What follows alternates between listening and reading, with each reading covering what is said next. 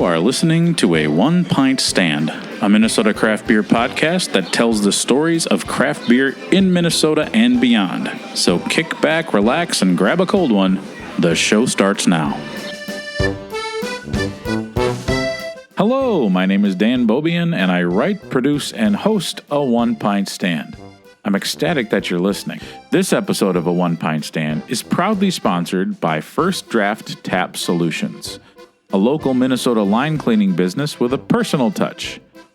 On this episode of a One Pint Stand, I recorded another live show down at Spiral Brewery in Hastings, Minnesota, to help them celebrate their 7th anniversary party.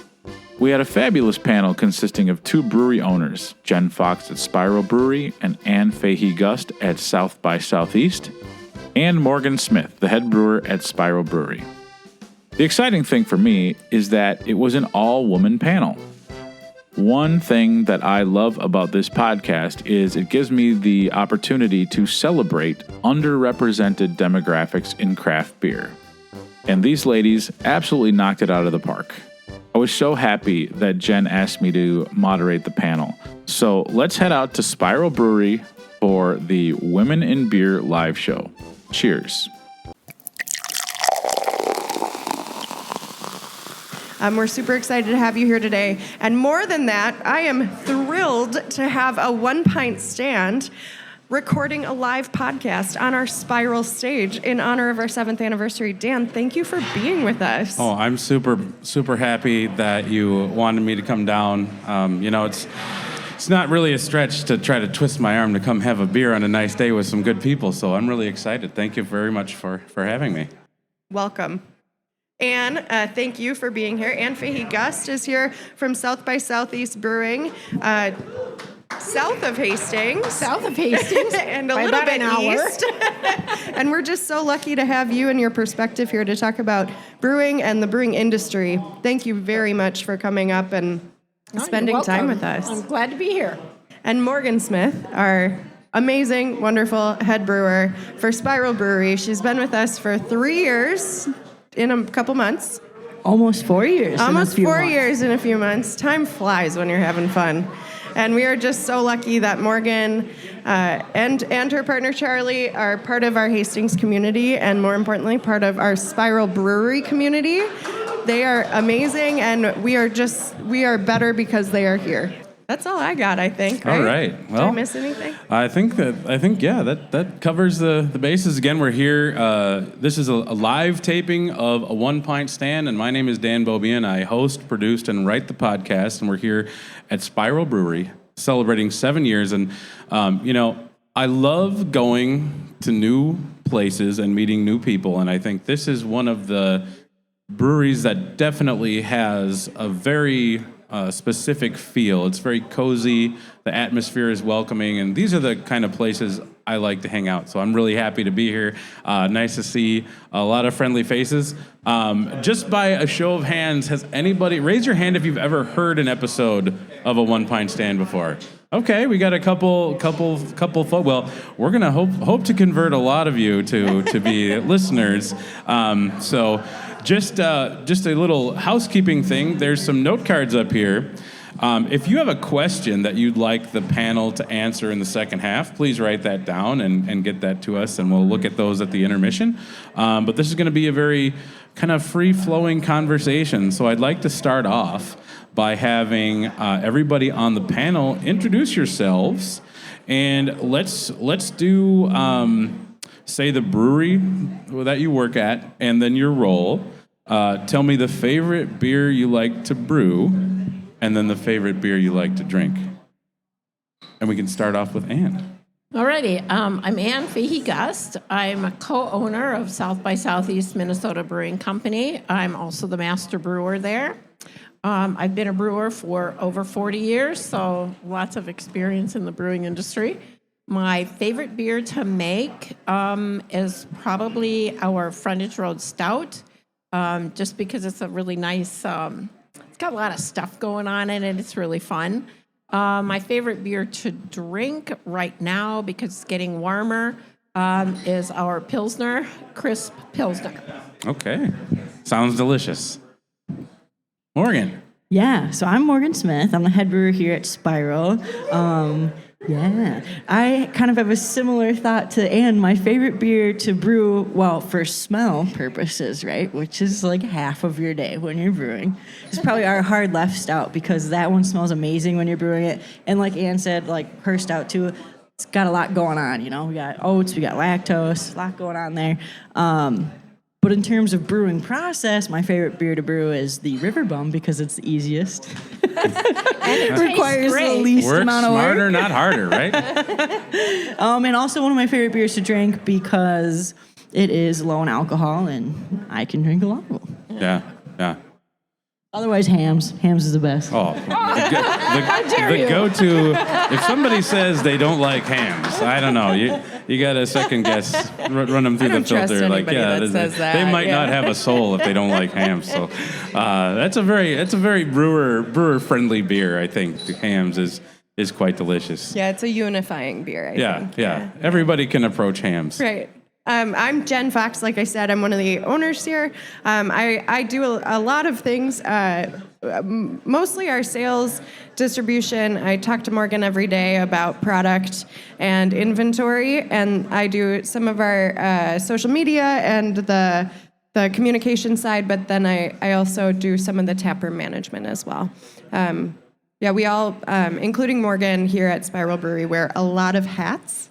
And we appreciate all of the effort that goes into running a small business, and also specifically a small manufacturing brewery, which we all are a part of.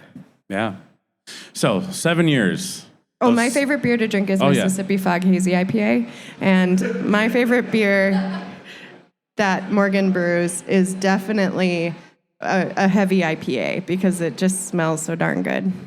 Yeah. I would say, so I've got a couple, can I say some of my Yes, favorite please. Spiral Brewery beers? I love the Townie Kolsch because it's light, drinkable. The Downward Spiral IPA is so classic for what I like in my palate. And the stout, the hard left stout, is delicious on tap. Or if you really want to get wacky, you can make a chocolate stout cake with it, like I did for my birthday in January, and it turned out, as the French say, very, very good. So that was real yummy. But yeah, I appreciate the variety of beers on tap here. So, Thank you. 7 years. As you look back, what's your favorite memory of Spiral? I'm putting you both on the spot here, but I think it's, craft beer is not easy. It's not an easy industry. You need to get a foothold, and you need to create an identity, and then you need to stay relevant, and you need to produce quality beers. And if you're celebrating 7 years, you've done a lot of those things. So I want to hear from, Jen and Morgan. What makes you happy about this place, and the fact that you've had a week-long celebration of 7 years of craft beer in Minnesota? I'll start, if that's okay, Morgan. The one thing that really lifts me up every day is talking to our customers and our friends about what this community that we've built at Spiral means to them. And so much of it has to do with creating a space where people feel at home. And Dan, you kind of mentioned that earlier. And being able to connect with people. There are many regulars who have become beer tenders. Looking at you, Bob. There are many regulars who have become artists who perform on our Spiral stage. And there are just a lot of folks who come and love our community, and this is a big part of it for them. One other thing that makes me excited to come in every day is Amy, one of our owners, and I run the business together. And every time... we always say, we don't know what we don't know. And I think that is a great perspective from a small business. We will never pretend to know all the answers to running a business or to running a brewery specifically. And there are lots of little moments over the last 7 years, I'll share one with you, where our mind was just blown about like, oh my God, we could have done this so much easier. Or like, oh gosh, that's so much more efficient. Or wow, we never thought about that idea. And one of them, when Morgan, we what you see is what you get at Spiral. We're a very long and narrow building. Brewing goes in a straight line, and packaging goes in a straight line the other way, right? So when Morgan has to mill out and take all the grain out of the muck out, not mill out, muck out. Yeah, muck out, grain out. Yeah, Same grain thing. out. You got it. She has to shovel all of this really heavy, wet, spent grain out of our mash tun. And then they just go in these brute containers, and we formerly were dragging them like 20 feet, maybe more, to the back to lift onto a pallet. And like day one, Morgan gets here, and she puts the pallet in front of the mash tun. And we were like, what? We like didn't even think about moving it. And when Morgan is probably has a lot of stories like that about Spiral, because we truly don't know what we don't know, and Morgan's experience and just intuition and positive attitude really goes a long way when you're trying to figure out how to do something better. And it's moments like that where I look at Amy and we're like, God, this is really fun and really disheartening. So For sure, yeah. I'm all about the easy mode. If we can make things easier, let's do that, you know?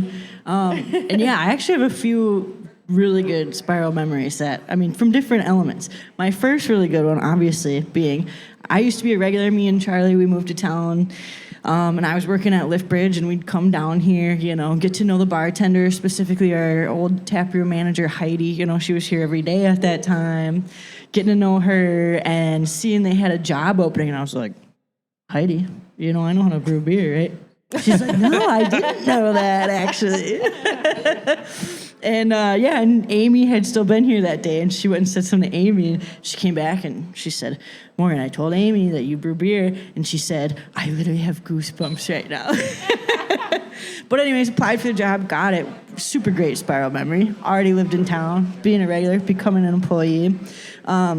But yeah, also to echo what Jen said about our community, we have such a good community here, and I've seen people make these connections because it's such a friendly, welcoming, open environment where they wouldn't have known each other before, or they wouldn't have felt comfortable talking about things, and people like finding out that they have similar hobbies and interests and connecting that way. And again, would have no reason to meet these people other than the fact that they both come to the tap room and are in such an environment that welcomes people to meet new people and stuff like that. My third really good Spiral memory is, there's a lot wrapped into one, and it's really our partnership with Treasure Island. Yeah. Just being able to do that project and see it grow, see it change, see all these different events we can do with them, see how they can impact our community while we're creating a product for them has been super cool as well. So yeah, those are my three good Spiral things. Now, I want to learn a little bit more about this Treasure Island thing.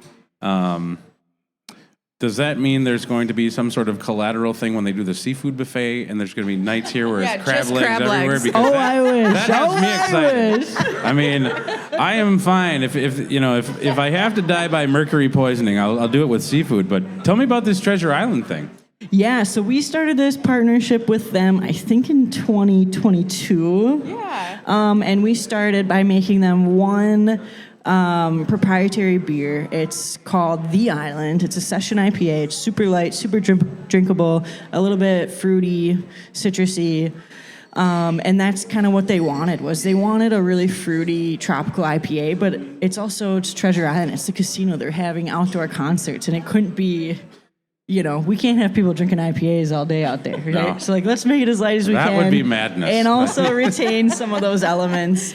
But yeah, so when we started that partnership with them, we had a huge launch event down there, which was really fun. They serve it in the water park there. I don't know if you know this, but they have a water park. It's pretty with a swim bar, and they serve it out there. Super cool. Next live podcast. Oh, yeah. But anyways, about a year later, I think it was fall 23, we made a second beer for them. It was a dark lager because they wanted a lager, but it was also going into wintertime. And that beer was super good. Loved that one. And now we are about to do a third beer for them.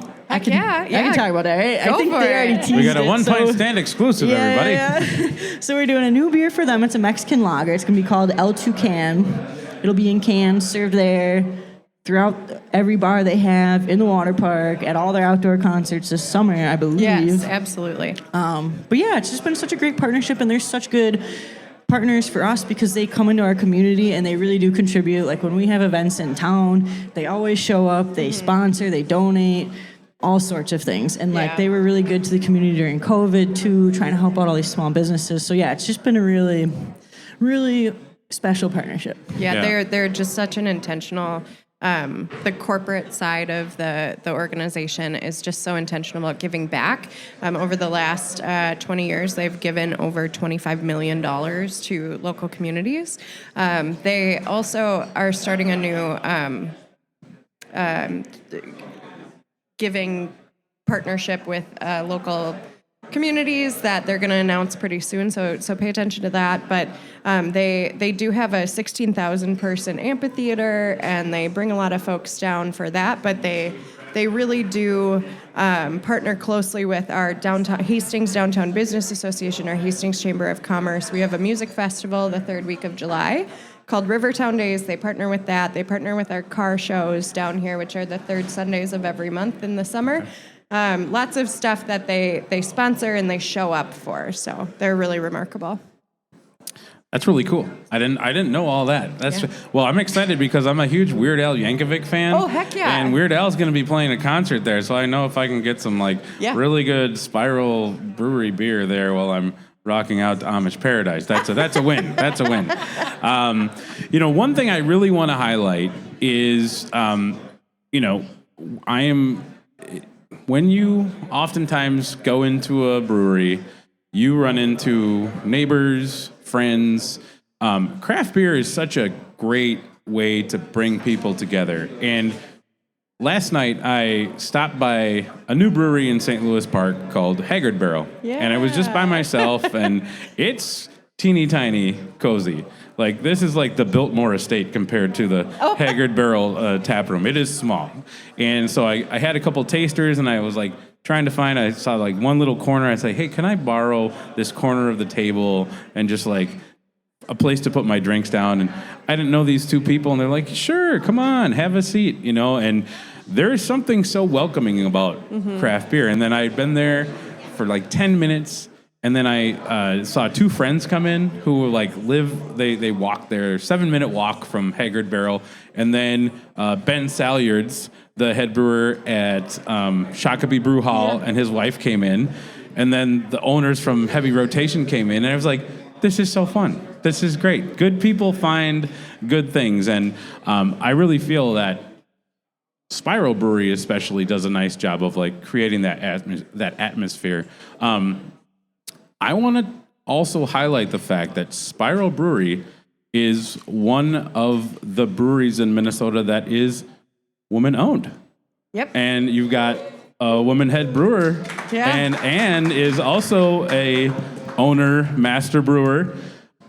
I think that's incredible. Yeah. And I wish this could be a detail that's just like, oh, ho hum, like, yeah, but it's not. And so I want to talk about kind of each of your journeys into craft beer, which has historically been pretty white male dominated. And what are some of the challenges that go with that? And what are some of the, things that, pieces of advice that you would give other people looking to get into craft beer who are women and identify as women? So the first question I have is kind of, how did it start? How did your journey into craft beer start? And we can start with Anne. Journey into craft beer. I never really set out to be a brewer. I graduated with a degree in biochemistry and looked for a job in biochemistry because I really like it. And it just so happened that Coors Brewing Company, I lived in Colorado at the time, had a position open in their laboratory. And so I applied and got the job. And then I realized I really love brewing. And did a lot of different things in the laboratory, then in their process control systems. And then I decided that I wanted to go out into the brew house or into production. I didn't really care where I went. And that was like in the late 70s. Okay. And it kind of gave them pause because I was coming from the lab environment in a corporation setting that had a lot of women in it. But all the people in the laboratories had degrees and were paid based on their degrees. And I was choosing to go out in a production environment that had a different pay scale. Okay. And so I had to be redlined, and I had to find a mentor because I was the only woman in production. A man. And, the only one I could find was a man because that's all there were. So I found a mentor. I agreed to redlining, and I went out into production. It was great. I had a great time. I went back to school, got some engineering so that I could build breweries, which I did for Coors around the world. South Korea, Mexico, Spain. Wow. England. So, and then I thought that was really fun, but I wanted to do more in brewing. So I went back and I got a degree, my master's in business administration. Okay. I have an MBA in marketing. So then I did all the marketing in Scandinavia for Coors. That's so cool. So then I left Coors. I was headhunted by Guinness, went to Guinness, and was their international director of quality. And it was literally the job. It was the best job in the world. Fly around the world, make sure that Guinness is brewed properly everywhere it's brewed, make sure it's served properly everywhere it's brewed, and oh, by the way, taste it. Wow. So fly around the world and drink Wow. Guinness. That's, oftentimes I wake up and write that in my dream journal as like something like that's amazing. Yeah, it was a super fun job. I did travel about 70% of the time, though. Yeah. Small family. And I took an opportunity to run the largest lager brewery in Britain, a 5 million barrel brewery. Jeez. I know. And now I'm at a 1,000 barrel brewery.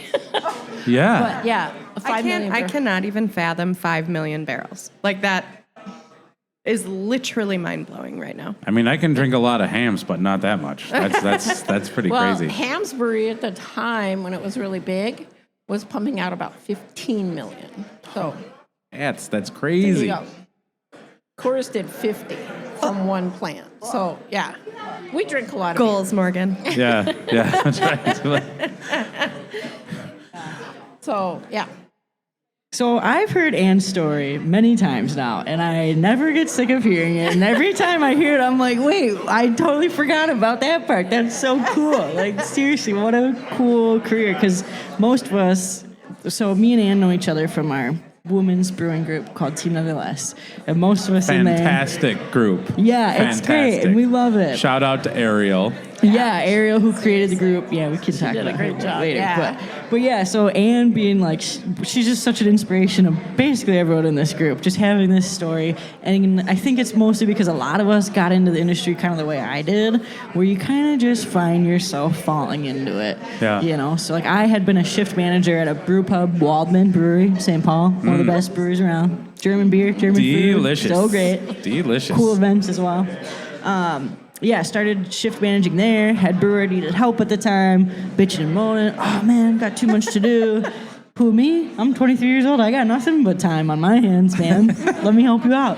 Cool, see you Monday. Sounds good. And then I worked with him for a while. He left, and we got a new head brewer who had worked previously at Liftbridge, still knew all the crew there. Knew I wanted to just learn more about brewing. So he's like, hey, I'll help you get a job up there. Cool, man. Sign me up. Got a job up there. Brewed hop dish 3 times a day, every day, for months. It was COVID, so we weren't actually maybe brewing that much, but it was a lot of hop dish, which I really, really loved. It was great. But yeah, and then we moved down here, bought a house, saw these guys had an opening. Now I'm here. Yeah. I want to go back to a couple things. And you said when you were at Coors, when you made the transition from the lab to the packaging area, you were redline. What does that mean? So redline meant that I would stay at my salary, my current salary, until all of the production salaries caught up with mine. So I didn't get a raise for about 3 years, which I was fine with. Okay. I was fine with. I mean, I understood that protocol. Sure. Because if you want to be in production, then you need to be in production. Yeah. You can't ride the line. Right. So I was fine with that. Okay. The thing that was a little bit weird was having to find a mentor because none of the guys that wanted to go into production needed a mentor. Right. But I think at the end of the day, my mentor turned out to be a fabulous guy. Still, love and respect him to this day. But I suppose, they were worried. We've never done this before. We need to make sure that, nothing happens. They were supportive of making the change. I mean, it was a great company to make that change in. Yeah. And I think that was just a backstop protection to say, man, if the shit hits the fan, oops, can I say that? Oh, yeah, you're fine. I mean, earmuffs, kids. Anyway. That's why we put the face painting right up front. Anyway, if it goes sideways, then you have somebody to go to and get help from. And Right. Yeah. So at the end of the day, I think it was a wise Yeah. choice. My second question for you is after being with Coors and Guinness, South by Southeast. It's a tiny baby. Talk me through, what was that process or what we're Well, when we moved back to the U.S., kind of had a little tragedy. My husband at the time passed away. So I had to take a hiatus because I had small children to raise. So I did random jobs, but I never really lost my love of brewing. And so when my kids kind of were like, okay, we're flying the coop, we're going to college, we're, high school senior, we're ready to go. I was like, I can probably do something else. And I went back to doing some consulting. Okay. And I did that for about 4 years and discovered I really hated it because nobody ever does what they're told. They just go off and do their own thing. I'm like, I've been doing this for 40-some years. You ask me my opinion. Yeah. And then we set up a plan. You're going to do this and this and this and this. And you come back and it's like, well, you didn't do any of that. You're still doing the same thing you always did. And you're expecting to get a different result. So but through the consulting, I met my business partner, Tessa. She is a restaurateur, been doing restaurants for many years. And at the time, she had a brew pub, knew her beers weren't very good, but she's not a brewer. And so, we got together and we made her beers better. And then we decided, well, dang, we could do this by ourselves. So she does all the sales and marketing and distribution. Okay. And then I do the tap room and the brewing. Yeah. Yeah. I can totally relate to the frustration you were talking about with consulting because I'm an 11th grade English teacher.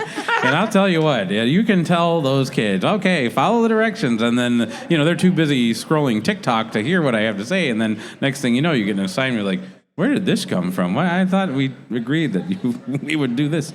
That's so fascinating to me. I want to talk, in every industry, I think when you start off, if you look around and there's not many people that are similar to you, if you're looking for a mentor, it can be kind of tricky, and I would imagine based on your wealth of experience, do you get a lot of people come into you if they're new in the industry or through Team Nevertheless who want to just sit down and pick your brain? I get people talking to me, particularly when we have our brew days, people will talk about, hey, I'm kind of facing this and I don't really know what to do with it. It's not about how do I brew, because all the women there are really good brewers. Yeah. It's more about how do I handle some of the situations I find myself in. Or how do I move through some of the, some of the management in breweries can be very dismissive of the brewer. Yeah. Because to the owner, they're just there to make beer. They don't understand how difficult it is, the thought processes that are required to make really good beer. And so, And the physicality. Sorry to interrupt. Yeah. Watching Morgan lift 55 pound bags bags over her head to mill in is really remarkable. Yeah. Yeah, I would just say on the note of Anne being a mentor too, more than that, I think it's more of like she's kind of an inspiration to the rest of us in the group, because like it's so easy, especially when you've only been in this industry for the last 10 years, to be like, well, I can be a craft brewer, I can brew beer, I can become a head brewer, and then there I am. Yeah. But knowing that she's been all over the world in this industry doing all sorts of different things is super inspiring, you know? So yeah, very wonderful to have you in the group. Really, thank we you. love it. Actually, the first time we got together, I told all of the ladies, I was like, I'm old enough to be all your all's mom. I'm not lifting, I'm not graining out, I'm not doing anything, but I'll share my story. And that worked well. That's perfect. That's what we wanted. Yeah. What are some, when you're having conversations with people, dealing with, the obstacles that brewers in general, but specifically, women brewers deal with, being dismissed. What are some pieces of evidence that not evidence, sorry, teacher, we're doing a research paper. What are some pieces of advice that you give to people that are coming to you to kind of help them kind of navigate some of those challenges? Probably the thing I say first is never let them see you cry. We cry all the time here, so that would be hard. Yeah. Well, Morgan doesn't. Amy and I do. When you're in the industry and you're the woman there, or one of maybe two, just don't let them see you cry. Go. Yeah. That's what bathrooms are for. Run out there. Right. Because women tend to get really frustrated and almost angry, and then you tend to have tears. It just happens. So that's one thing. The other thing is write it down. Write down what your issue is, and then review it and kind of craft it so that you can talk to somebody about what that issue is without having a lot of emotion to it. Mm-hmm. Just facts. Here's the facts. Here's what the problem is. Here's how I'm going to suggest it. Always suggest a fix that always never come with just I don't want to lift this anymore. It's, I don't want to lift this anymore because it's really heavy and it's hard on my back. Could we get a lift assist or whatever? So come with a solution to the problem that is really frustrating for you. Yeah. I think another thing that we're kind of dancing around, Dan, if you don't mind, is that representation really matters, right? And being able to advocate for yourself is shown through watching someone else do it, right? Yeah. And I love hearing how inspirational you are for our female brewers in Minnesota. And I know just from the outside, as a business owner, I have a lot of female identified business owners in our little network down in downtown Hastings, and I couldn't do it without them. And Morgan, I go to them every day with questions, and they're just really remarkable in the way that they lift people up, but also say, yeah, you can figure it out, freaking figure it out, right? And I love that that's what you're saying. You can do it, figure it out. You can do it. Yeah. Well, being representing an underrepresented group in any industry, I run into that in education a lot. There's not that many teachers of color. And so oftentimes you field a lot of, I'm not going to call them dumb questions, but you're just like the one person that everybody comes to. And that can be really exhausting. And from a beer standpoint, in Brewing Change Collaborative, a group of people of color in craft beer, once I found that group, like, it almost felt like I had gained a second family. And to be able to have frank conversations, problem solve, and just like vent your frustrations, that is, from a mental health standpoint, that's huge, And I would say that is some of the stuff that we do at Team Nevertheless is mental health days. Yeah. Oh, good. Yeah, I think we have an opportunity to talk about what's frustrating to us, and have some other people validate that frustration. Absolutely. And then maybe come up with some ideas. And sometimes you just can't. Sometimes it's just like, man, that sucks. Right. Yeah. It's like, don't know what to do with that, but here's our heart for you. That sucks. We feel it for you. And sometimes that's the most important conversation to have.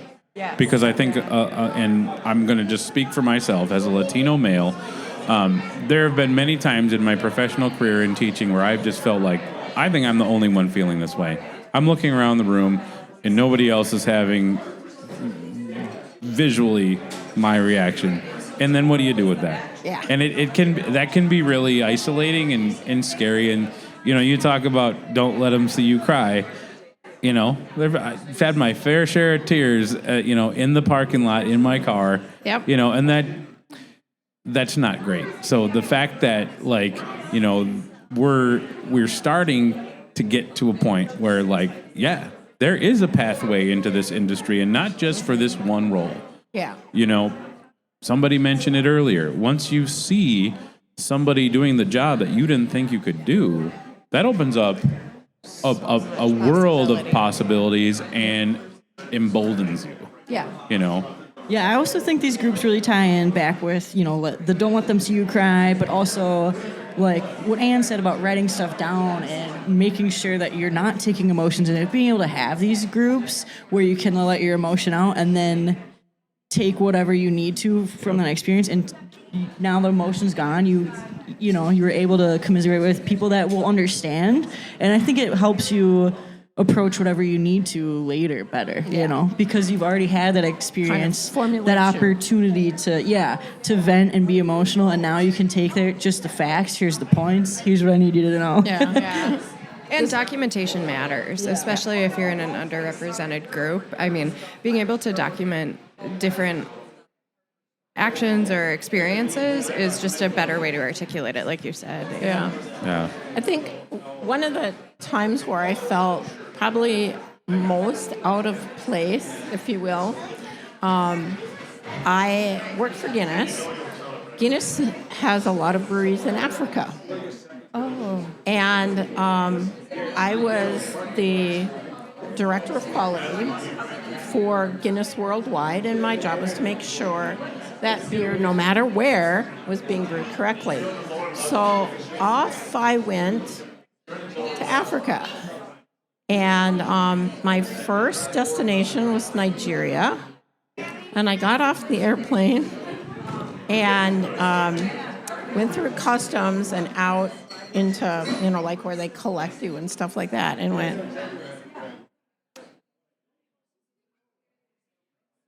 Looking around. I'd be the only white girl here. Oh, boy.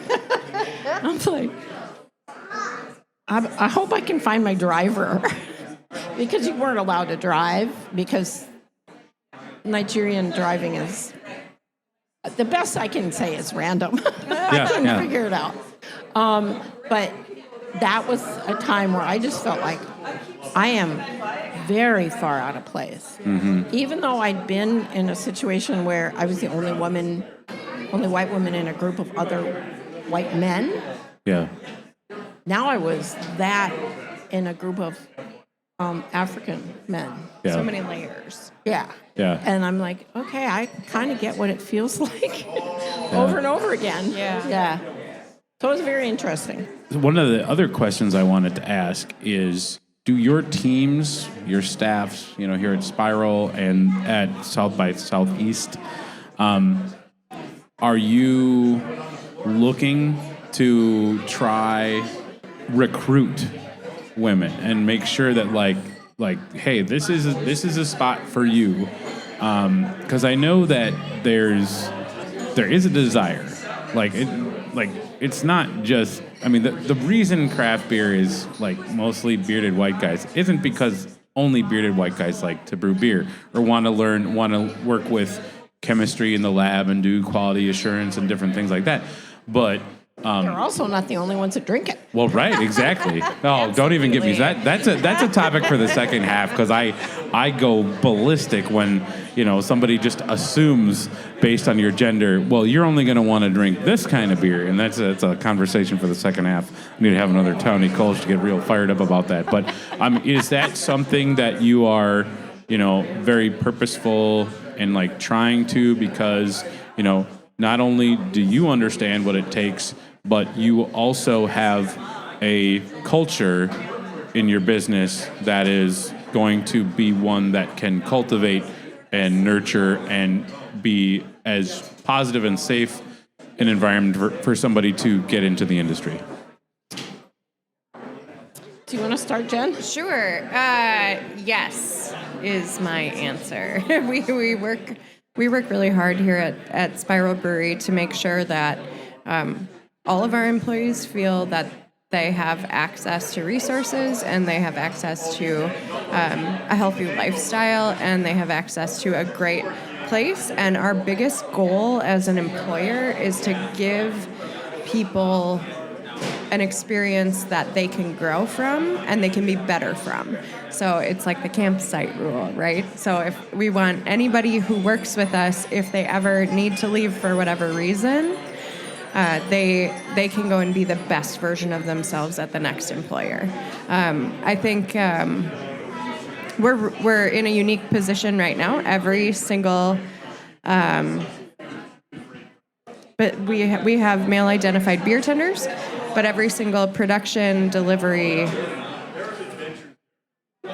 Oh, just kidding. We've got Sunny. Most of our employees who are not beer tenders are female identified. So I think that's really unique and really fun, and we have a couple part-time salespeople who are male identified, but for the most part we are female owned and operated, and we really are true to that statement. I think one of our missions at Spiral Brewery is to educate folks into understanding what the beer industry looks like, what craft beer looks like, and how do you get access to that, whether that is working in it or drinking, right? If we have a lot of people who come in and they say, well, I don't really like beer, and that doesn't matter. That's okay. We have other options, right? We have seltzer, we have soda, we have all these other things. Morgan makes a mean root beer that is non-alcoholic that is on tap right now. And ironically, most people who taste our IPAs walk away loving them. So Morgan just brews beer that makes people want another one. So lots of access and opportunities. High quality. Yeah. High quality. Right. That's what it is. That's what it is. But for all folks, right? Yeah. So, yeah. Sorry. And You asked if we were, deliberately seeking out women. And the answer to that's no. Mm-hmm. I deliberately seek out people who are going to be user-friendly to all people that walk into our tap room. yeah. So I have been to a number of breweries where they will talk down to me because I'm female, and they think I don't know about beer, and they assume that I want this or this, kind of like your experience. Right. And I just don't want that in my world. I want you to be able to walk in and say, never been here before, don't really know what your beers are like, kind of, can you help me find something that I like? So I pick beer tenders for their ability to interact with people. I've got about a 50-50 split. My beer tenders range from, I have a grandma all the way down to kids in college. And the kids in college, I was a little, but the two that I have are awesome. The one just turned 21, so he's drinking beer now. The other one is still 20, so she's not drinking beer. But they do an excellent job in being able to describe the beers because they listened and they heard what people said about the beers so that they can then turn around to somebody else and go, well, if you like da-da, then you might like da-da. Right. Yeah. So that for me is more important. The one thing I do, though, is make sure all my beer tenders have an opportunity to experience what it's like to brew. Because I think that makes a big difference in their ability to talk about it. Yeah, I think what's the saying? If you can, the best way of showing that you know something and understand it is trying to teach it to somebody else. And I mean, you can't teach it to somebody else unless you experience. Yeah. So that's, I think, a very important part of learning, and I'm happy to hear that that's part of the process. Yeah. All right. Well, I think this is a good time to take a little intermission. If you need to go refresh your drink, hit the bathroom, and then we're going to come back in a few minutes, and then we're going to look at if anybody wants a question answered. We have some note cards up here and some writing utensils. Come up and write some questions, and we'll be back in 5-10 minutes. You're listening to a live taping of a One Pint Stand here at Spiral Brewery. Cheers. Hey, thank you so much for listening. Hopefully you're enjoying a One Pint Stand. My aim is to help spread the word about craft beer. Enjoying craft beer is a passion of mine, and I love chatting about it with other people. A One Pint Stand has a goal of helping breweries tell their stories. I love to get out, in and beyond Minnesota, to visit breweries, beer bars, and meet other interesting beer people. If you're also into those things, you'll probably want to keep tabs on the show. So go ahead and follow a One Pint Stand on Instagram, Facebook, and Blue Sky. I also started a TikTok account because I was tired of Charles calling me a boomer for not having one. I would also appreciate any and all positive reviews on Spotify and Apple Music or wherever it is you listen to your podcasts to make it easier for other craft beer listeners to find us. If you want to be a supporter of the podcast with some of the extra change you find in your couch cushions, I have a Patreon. There are 3 different monthly levels of support, and they are priced at $1, $3, or $5 a month. If you pledge at the $3 or $5 monthly level, you get some pretty cool perks. So go to patreon.com and search a One Pint Stand to check it out. We're up to 23 total Patreon supporters, and I'm just really excited about what that means for the show.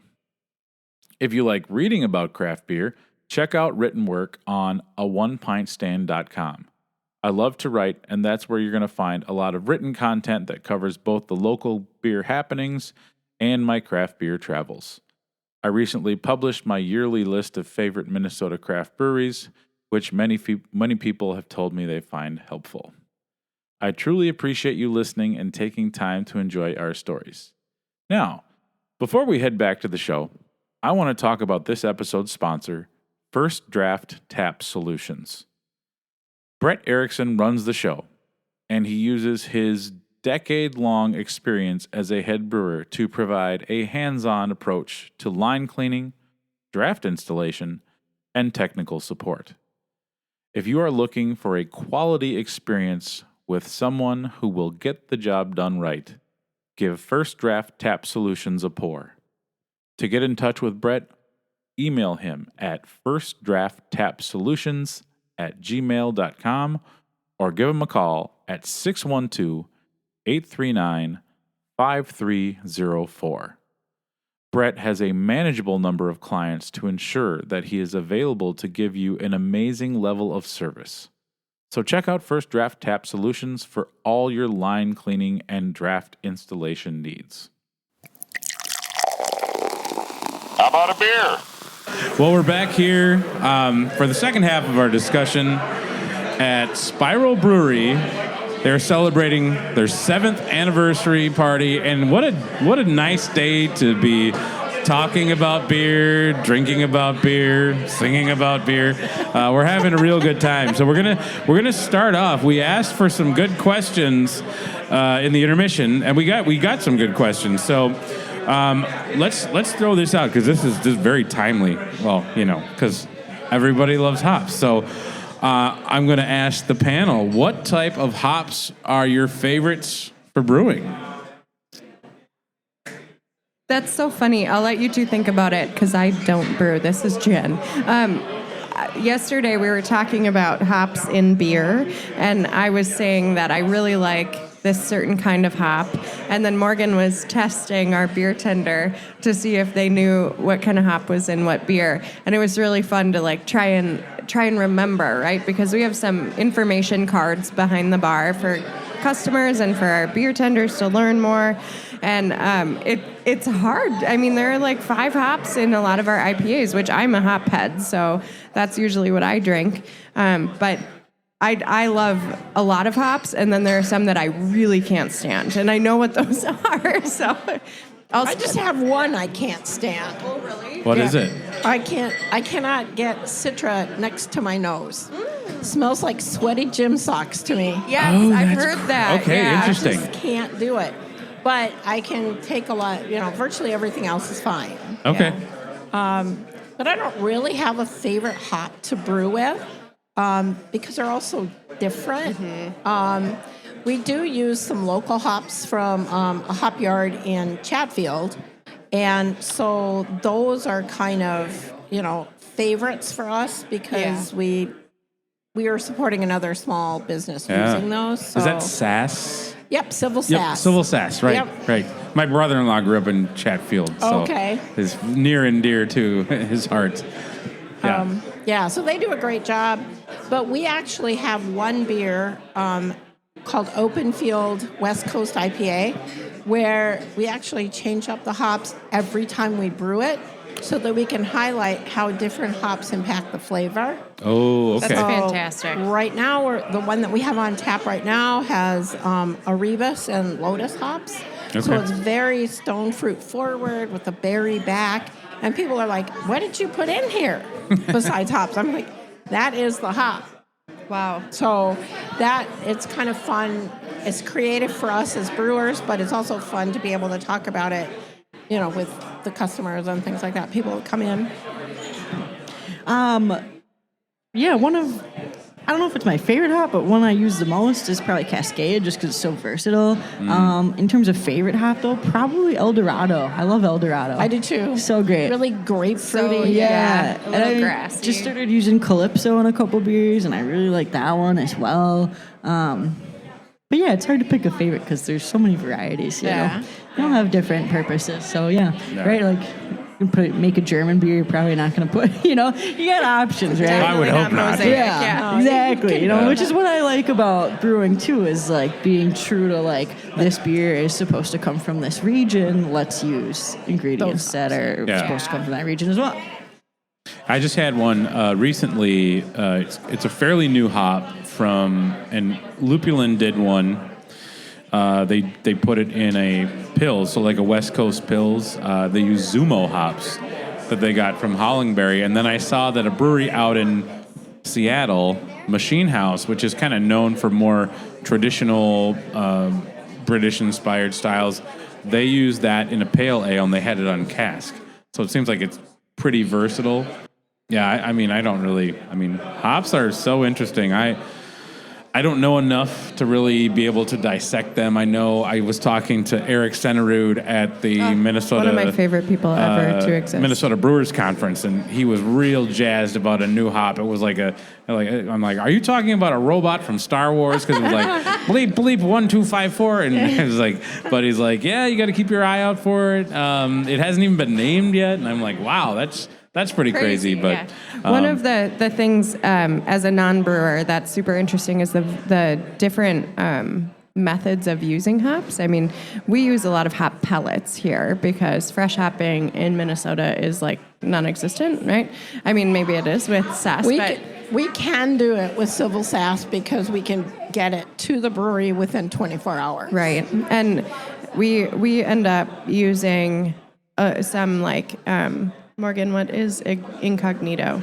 It's like a CO2 hop extract. So it's an extract. Yeah. So it's like liquid hops, which is like, I really want to taste it, but Morgan told me that would be really bad. But it's like highly concentrated hops, and it's just so interesting because we dry hop so much, right? But all of it is pellets. But, it's just interesting, like when you think about what brewing would be if you only used fresh hops versus, yeah. So Now that's a good segue into the next question here.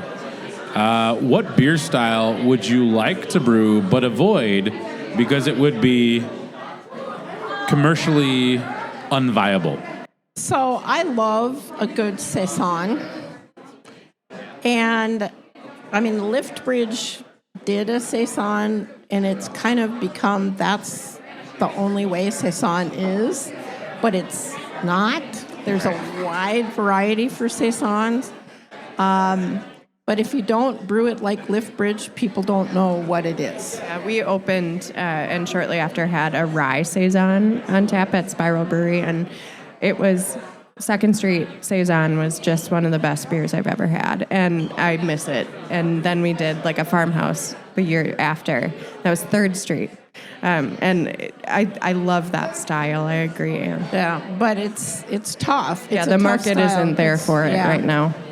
I think that's a really interesting question, though, because it has nothing to do with actually what the style of beers. It's how you market it, right? Right. So people don't. So actually, Liftbridge gave up on the saison, right? They changed it to market as a golden ale, and now they've rebranded and changed it a little bit more to be now it's Farm Day, and it's Farm Day Golden Ale, right? So they had Farm Girl saison, and then it was Farm Girl Golden Ale, and now it's Farm Day Golden Ale, which I think they would probably claim as a different beer.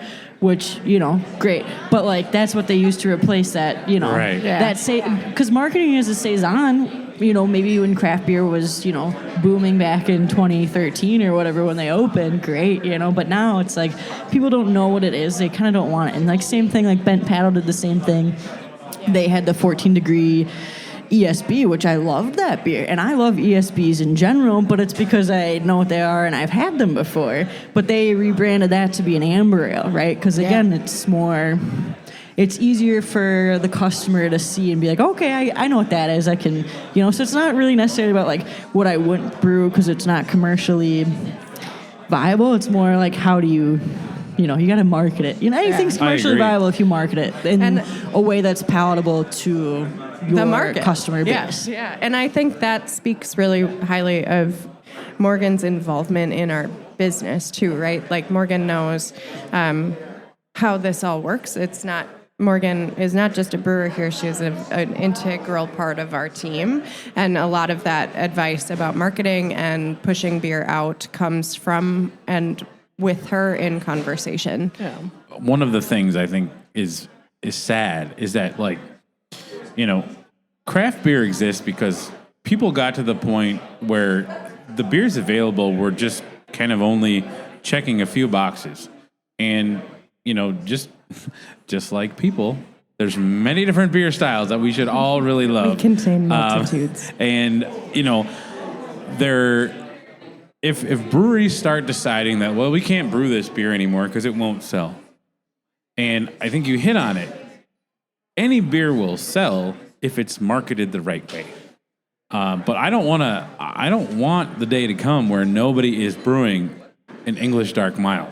That beer style is sensational, but it's like you need to market it the right way. Now here's a good one. Here's a good question because I love talking about this.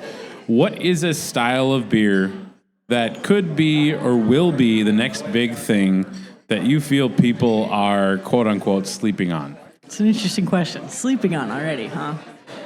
I think right now, I don't know if anyone's sleeping on this, but I do think that we're trending a lot more towards lighter beers, something that's more palatable to a broader range of people. And lower alcohol. Yeah, and lower alcohol so that people can drink more, maybe, so that people can benefit from health aspects of just having less high alcohol stuff. I don't know anyone's sleeping on that right now because I think everyone's really jumping on that train pretty good. But I do think that's where we're going right now. As for what's next, tough call. I don't know. Yeah, I don't really know either. I mean, we've trended towards the lower alcohol beers. A lot of ours, even our English style brown ale, is a lighter alcohol beer, but still really full body. Yeah. Which is kind of, I mean, it's a challenge to make beers like that because a lot of the lighter beers, you lose flavor when you don't have the alcohol in there. So, yeah. Do you think, I know that I don't know if it's a false narrative or a true narrative, but, and this might be a two-pronged question, but do breweries need to market the beers you put on tap? Are there different beers that you would market for men and different beers that you'd market for women? No, that's dangerous. I would say hard no on that too. Yeah. I mean, I don't know that even.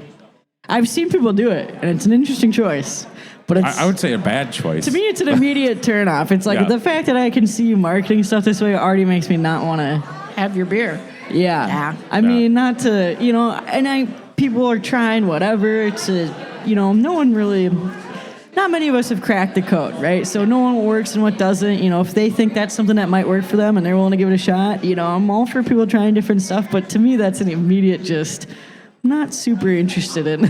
Yeah, I think I had enough when I worked for Guinness of, girls don't drink Guinness.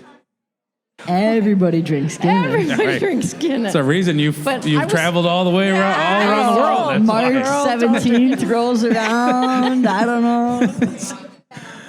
Yeah, thinking about assuming what people are going to want based on a stereotype that is played out and patently false. In this day and age when it's so competitive out there to try to get people to want to gravitate towards your brand, towards your tap room, you're really shooting yourself in the foot if you're going to assume something about anybody walking through your door. And you're almost trying to limit them at that point too. It's like telling a kid oh no, you're not gonna like barbecue sauce. We're only gonna give you ketchup. It's like, well, how would you know unless that kid tried?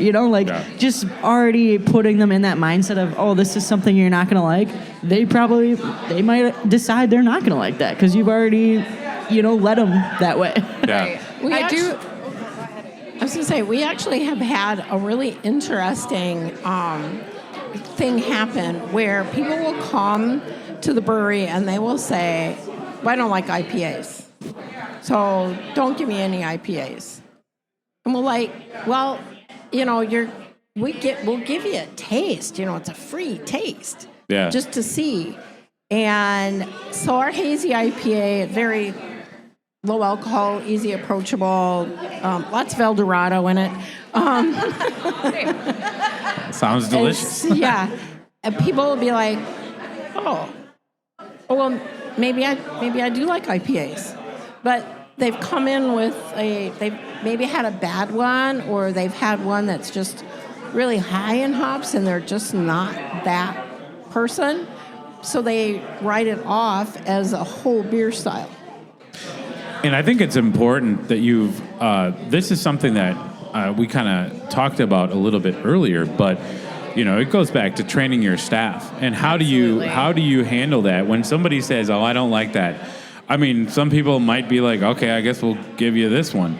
Or you can be like, well, try it. Yeah, try it.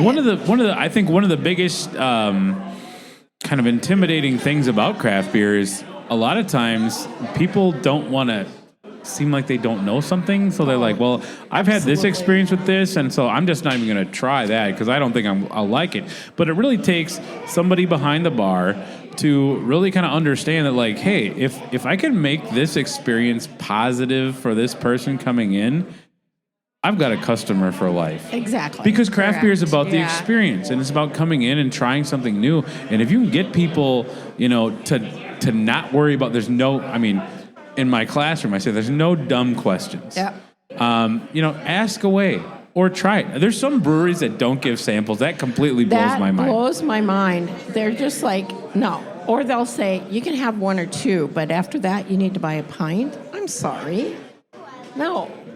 We've got 15 beers on tap. You can have 15 samples if you need to. Yeah. That's fine. Find something you like Yeah. and enjoy. Especially breweries like ours where we have something for everyone. That is the intention behind our tap room. We're not trying to blow someone's mind with a new style. We are trying to brew traditional styles with excellence. So that, like, of course we want you to try everything. We want you to find what you like so you come and have a bunch of them. Yeah. Okay, we got another question here, and I think this is interesting. Oatmeal stouts used to be extremely popular. What happened that you do not see them very often anymore? Also, cream ales and blonde ales are extremely popular in Florida. Do you feel that they are also popular in Minnesota? Yes, to all that. Oatmeal stouts, I don't think that they necessarily went away. I think people just don't advertise necessarily as much that they are oatmeal stouts. I mean, like, we've got oatmeal in our stout, but I don't feel the need to be out here like, oh, it's an oatmeal stout. Like, there's some oatmeal in there. Mm-hmm. Sure. Yeah, and I think plenty of people are still making oatmeal stouts, you know? Cream ales, golden ales. Golden ales, I think, are popular all over. Cream ale, I don't know if you've ever heard of Castle Danger Cream Ale, but it's probably the most popular beer in the state of Minnesota. I mean, for craft beer, I don't know. It might very well be. 2 big mugs of it last night at the scoreboard. I mean, I was talking to one of their employees last week at the conference, and he said something like 80% of what they make, 80 to 90% of what they make is cream ale. I was like, holy shit, dude, that's insane. A great beer, but yeah, I think it's plenty popular, and I think specifically with that one too, like if you go to a bar and because that beer's on tap everywhere, right? You go to a bar and you're like, I've never heard of these other craft beers. You see cream ale on, especially Castle Danger Cream Ale. I've had that before. It's familiar. I know it's good. So yeah, I think cream ales are plenty popular here. Same with blonde ales. Fulton Lonely Blonde. On tap everywhere. Our River Bum's pretty popular here. But yeah. River Bum Golden Ale. That is Blonde Gold. Yeah, I think anything easy drinking. I think like you both said, like trends are people want to, be a little bit more conscious of being able to consume things maybe not at the 7.5% because, I mean, from the business standpoint, if somebody's coming into your place and all you have, your lowest ABV beer is 7.5%, they're going to drink 2 and probably need to skedaddle. Or one. But if you have, like the Townie Kolsch, 5%, that's perfect. I can come in with some friends, play a board game, sit and have a conversation, have 2 or 3 after a couple hours, and that's fine. So I think that I'm happy. Also, I'm, 46 now and no spring chicken. So I think it's easier to just have a couple beers but yeah, the days are gone where I can have too many 7.5%. I mean, the last note on that comment too, though, is I'm not going to drink an oatmeal stout in Florida. So it does make sense that those beers are more popular down there. Like cream ales, your hot weather. I get it. Yeah. I think too, we've learned a lot in the last 25 years of the industry, right? With these more micro craft distribution, self-distribution breweries that are trying different things and building different recipes. I think we've learned a lot about ABV intolerance and how beer interacts with society. Yeah. All right. As we're kind of wrapping it up, I want one final question. What would you say to somebody who identifies as female who is scared to try craft beer? Or it's intimidating, they don't feel it is for them. To taste it or to brew it? To taste it, brew it, in whatever interaction. Maybe I don't know. I went to X Brewery and it seemed like it was mostly guys. I just didn't feel like it was a space for me. What do you say to kind of bring them into the fold? Well, I mean, we get a lot of women, and we skew strongly women in our our Google polls and things like that. And whenever we have somebody come in and go, I'm not really a beer drinker, or I don't know if I like beer, The beer tenders are trained to kind of take a little extra time and talk to them about, well, what do you like to drink? Or, do you drink wines? Well, maybe, some of these might be interesting. Do you like more fruity flavors? Do you like more like chocolatey or, So we talk to them in flavor terms that are familiar. And I think that then helps them feel more comfortable. And we try and match them up with a beer that they're going to enjoy based on the information that they give us. Okay. So I don't know necessarily about people who, like women who wouldn't feel comfortable like drinking beer, but if we're talking about getting in the industry, I would say, we have a lot of leaders in this industry that are women. Anne being one of them, Ariel, who started Team Nevertheless. We've got Ashley Hoff, who's the president of the Minnesota Craft Brewers Guild Board. Jess Talley, who's the director of the Minnesota Craft Brewers Guild. Morgan Smith, who's on the board. There's just a lot of really strong women in this industry, and you were at our conference on Friday, and our keynote speaker, she had been one of the owners of Lady Justice, and like seeing what she's done in the industry and how impactful it is. And women make up such a small portion of this industry, but I think the impact that they've had is pretty disproportionate, even just in our brewing group, we have 20-some women, and there's over 200 breweries in the state, and I think more people, a lot of the women that I know from Team Nevertheless have more connections in this industry than a lot of the men I know in this industry, just by nature of the fact that we kind of go out of our way a little bit more to try to make those connections because maybe we need them a little bit more, being that we are a little bit underrepresented. But and on top of that, we got Pink Boots, which Anne knows a little bit more about Pink Boots than I do. But if you're a woman trying to get into the industry, I think there's, no fear. There's so many opportunities. There's so many support groups. You're going to be one of few, but I think there's just a lot of opportunity and a lot of support there. I think it's also important to note is that number is getting bigger, and more people are coming into the fold, and that is, I think it's super important, and I'm really happy that Team Nevertheless exists because being able to kind of find your group, find your people is so important. I can't say enough about that feeling, like when you finally find like what you've been searching for, and just that family feel. That was one of the things that I was really grateful for, because I've been used to being the lone wolf, and then Team Nevertheless started up, and all of a sudden I found my peeps. And then you weren't the lone wolf anymore. You didn't have to be the lone wolf. Right. And I think being the lone wolf gets lonely. Yeah. And you have to be that much stronger. Whereas when you have people around you that are going to support you and help you, that's way better. And we've had women from our group go on to move to other parts of the country too, and like still stay in connection, still work in the industry in some capacity, and still reach out. And like one of my friends who was in a group with us, she just started working at Montana Craft Malt, and she still hits me up like, Morgan, what do you think about this, and stuff like that. And like I think that's what we do so well as women, is trying to see it through beyond just what's happening right now. Like, oh, you're a brewer in the state right now, great, but like I'm going to see you through your next stage of your, whatever's next for you. We have someone who works at Glacier Tanks out in Washington right now too, and I still connect with her. She's like, Morgan, I packed up a box for you the other day. It's like, sweet. But I think that's what we do really well as women in this industry. It's not like, oh, you've left the industry or you've left the state and bye. That's not what this group does. Yeah. Well, I want to thank you both for being here.